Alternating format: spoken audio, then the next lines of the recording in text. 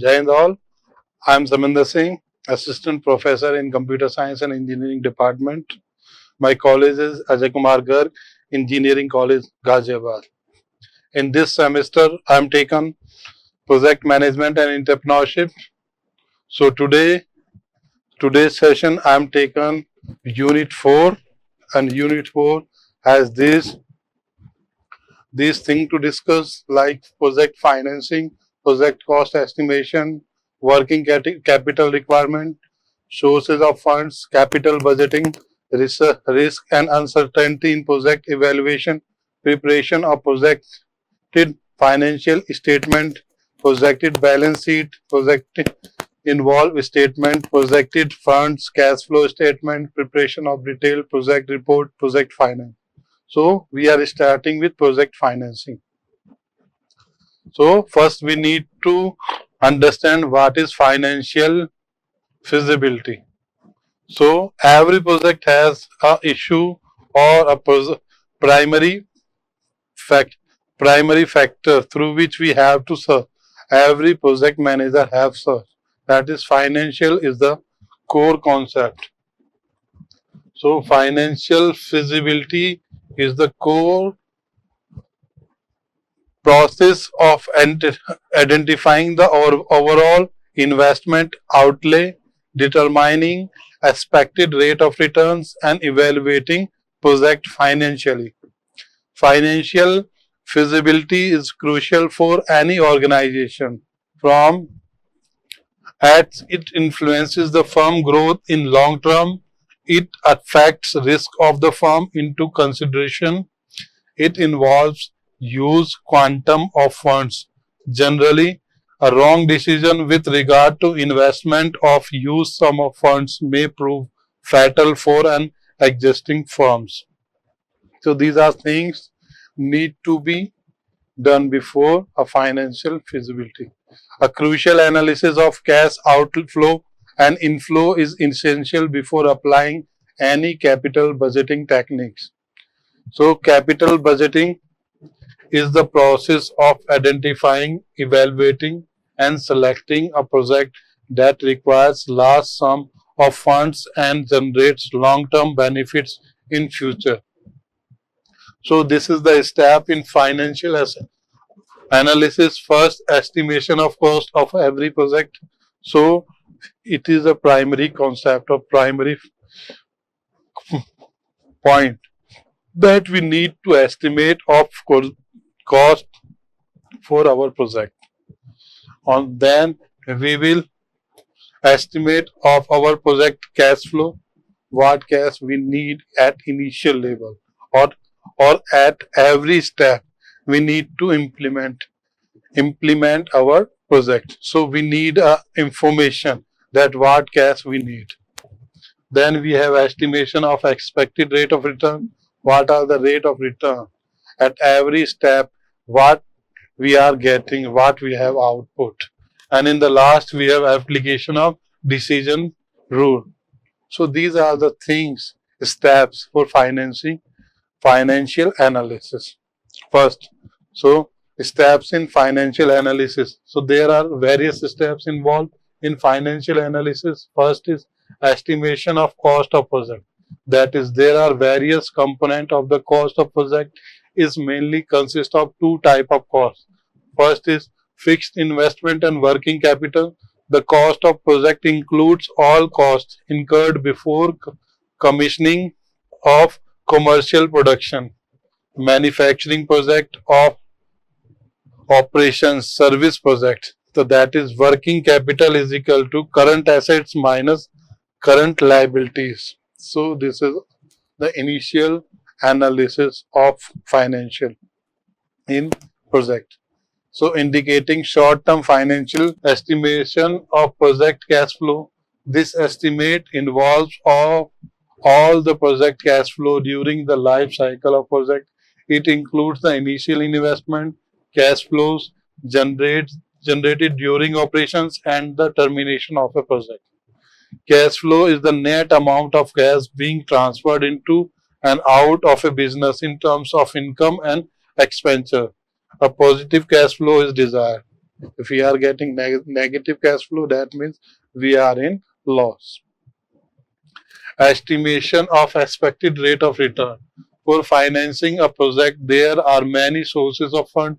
After careful evaluation, we design optimal capital structure for the firm. The expected return from the project include two components: risk-free component, generally weighted average cost of capital, low return, and risk component, risk premium due to investment, high return. So we have a formula for return, that is VF minus VI upon VI, where VF is final value, VI is the initial value. Rate of return is the net gain or loss of an investment over a period of time. If return is positive, that means we are in gain, or if it is negative, that means we are in loss. Then we have application of decision rule, that is the last stage of financial analysis is to apply various tools for checking the financial feasibility of a project. Capital budgeting techniques are applied to ascertain profitability and expected return from the project. Project includes all expenses incurred before communications of the project. It includes capital investment and all other recurring expenses like salary, interest, etc. incurred before the completion of a project or before the project is handed over for operations. The various component of project of cost of project as per the guideline of various financing and appraising authorities are as follow. Land and site development. So this is first thing. It includes all expenses incurred on acquisition of land and making it suitable for implementation of the project. The various sub-components are purchase price of the land, legal and registration charges, leveling of land, laying of internal and approach road, boundary wall fencing of land, gates and site office, fuel and electrification for project implementation, any other expense of similar nature. Next is construction cost. This cost include expenses incurred on the construction of factory, non-factory building of all nature, including RCC, PCC, etc. Different factory buildings are production seed, boiler house, transformer room, generator room, workshop, laboratory, etc. The various non-factory buildings are warehouse, stores, security house, workers' restroom, parking time offices, excise room, administrative block, essential quarters for workers, canteen. Next we have cost of project and its estimations contain plant and machinery. This is generally the biggest cost in manufacturing project. It comprises the overall cost of imported and indigenous machinery, including its erection and foundation cost. The following costs are included under this head: basic cost of equipment, excise, custom duty, and sale tax, shipment costs from vendor to site, and insurance during transportation, erection and foundation cost, piping cost, technical know-how, whether generated or transferred. Technology had its own cost. This technical know-how cost includes basic cost of technology development or purchase, training cost for employees, royalty paid if lump sum. Utilities are common facilities used for various plants of the same organization. This seems similar to plant and machinery costs, but the difference lies in the fact that utilities are used for various plants, whereas plants and machinery is for individual plants. Boiler, compressor, generator, transformer, underground overhead water tank, effluent treatment plant. These are the things that we need to for cost estimation of the project. Miscellaneous fixed assets. There are various costs which are not included in the cost mentions before. They are termed miscellaneous fixed assets, just like furniture, fixtures, computer, fax, printers and accessories, vehicle, way, bridges, preliminaries expenses are there. These includes market survey expenses, public issues expenses and internet during the implementation. These are not, or we can say, hidden charges, hidden costs. Preparation expenses. These includes the normal expenses such as salary and rent incurred by an enterprise prior to commercial production. This also include traveling expenses, company formation expense, commissionary expenses, trial run costs, etc. Next, we have contingency. This is cushion fund kept for some foreseen over expenditure or some unforeseen expenses. Margin money for working capital. Working capital is generally financed through short-term success of finance. Then we have working capital estimations. Covers working capital is referred to as operation capital. Working capital should just be adequate. A higher working capital will mean underutilization of funds, and a lower working capital may hinder smooth operation. Just like we have various determinant for of working capitals are raw material inventory, less creditors, work in progress inventory, finished good inventory, debtor, cash, less bill payable. These are various determinant of working cash flow. So next we have project cash flow. That is what it is also important topic. That is project cash flow differ from financially cash flow during operations.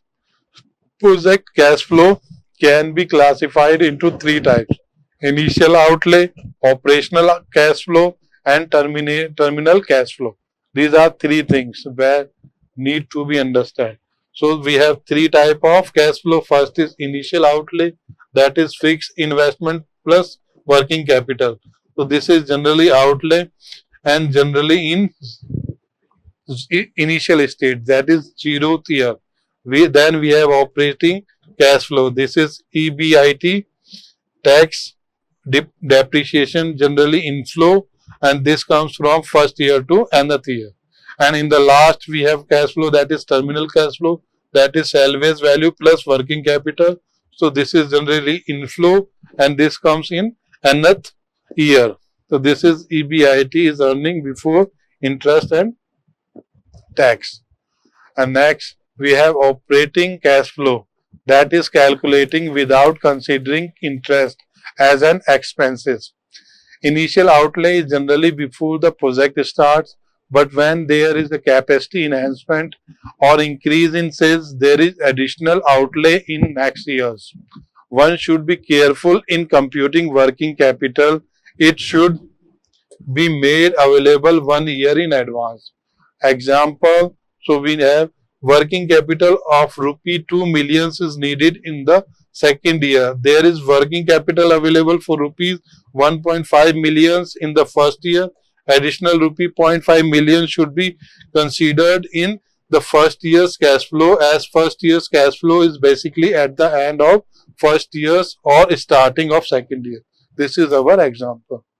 Then initial outlay is generally in 0th years, but sometime additional working capital requirement in succeeding years or reduction in working capital in succeeding year may incur addition or subtraction. So we can say operation cash flow is non-cash expenditure like depreciation added to non-net profit after tax. Salvage value and redemptions of working capital is considered as terminal cash flow in the last year of project's life. In the same way, we have the sum of the three cash flow in the corresponding year is project cash flow. So there is this is format of calculation of project cash flow. So this is year, that is 0 to 5 years. So initial outlay, operation cash flow, terminal cash flow, and this is project cash flow. So in the 0 year, or we can say starting, before starting our project, we have FI plus WC, then adding WC, and in the same way we are adding WC in second, third and fourth and so on. And when we talk about operating cash flow, so in 0th or before starting the project, we doesn't have any operation cash flow since our project is not in implementation phase. So it will start from first year to onwards. That is EBIT minus tax plus depreciation. In the same way, all the progressing years will include their own operation cash flow. And when we talk about the last terminal cash flow, this will comes in the last year of the project, that is SV plus WC. So as a project cash flow, each year when we consider the sum of all three, that is initial outlay, operation cash flow and terminal cash flow. So as you can say, before starting our project, we have FI plus WC, and in the same way we can find by summing all these cash flows. Next we have cash flow, project cash flow, that is FI is fixed investment, WC is working capital, depreciation, SV is salvage value. It should be noted that only real expenses are considered in cash flow and not the accounting expenses like preliminaries expenses written off or written down overheads. Next topic is risk. So there always a risk or uncertainty in project evaluation. Since we talk about the all positive before we starting our project, as we have to cover or we are seeing only positives from our project, but there is a section, there is a possibility, that is risk, that need to be evaluated before starting our project, and every project must evaluate this risk. Or so risk is what is risk? When we talk about a project, a risk is an unplanned event that may affect one or some of your project objective. If it occurs, the risk is a positive, it affects your project positively, and it is negative if it affects the project negatively. So we can say it is hidden things that can be happen during our project implementation or during our project implementation. So there are separate risk responses strategies for negative and positives. The objective of a negative risk response strategy is to minimize their impact or probability, while the objective of a positive risk response strategy is to maximize the chance or impact. You might also hear two more risk terms, known and unknown. Known risks are identified during the identity risk process, and unknown risks are those you couldn't identify. So there are known and unknown. Both are present. A contingency plan is made for known risk and you will use the contingency reserve to manage them. On the other hand, unknown risks are managed through a work around using the management reserve. Second thing is uncertainty. Uncertainty is a lack of complete certainty.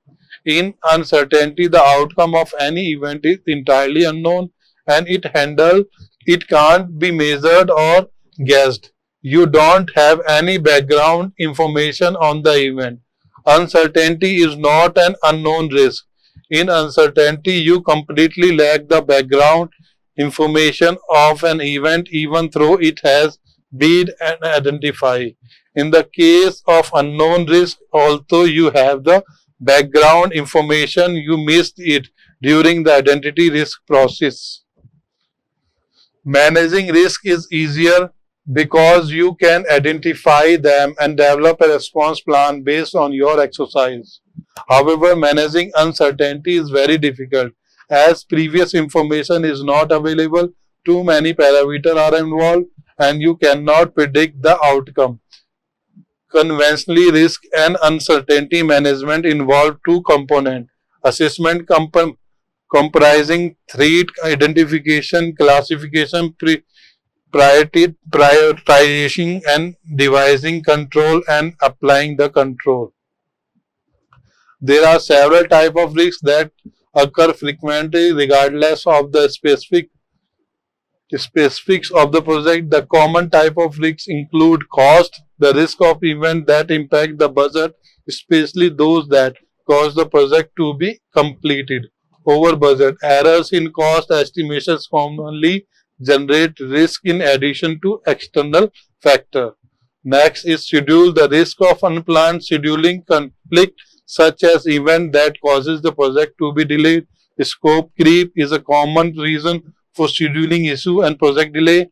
Performance, the risk of events that cause the project to reduce results that are inconsistent with the project specification. So this is all about risk and uncertainty in project. So this is the end of today's session. Thank you very much.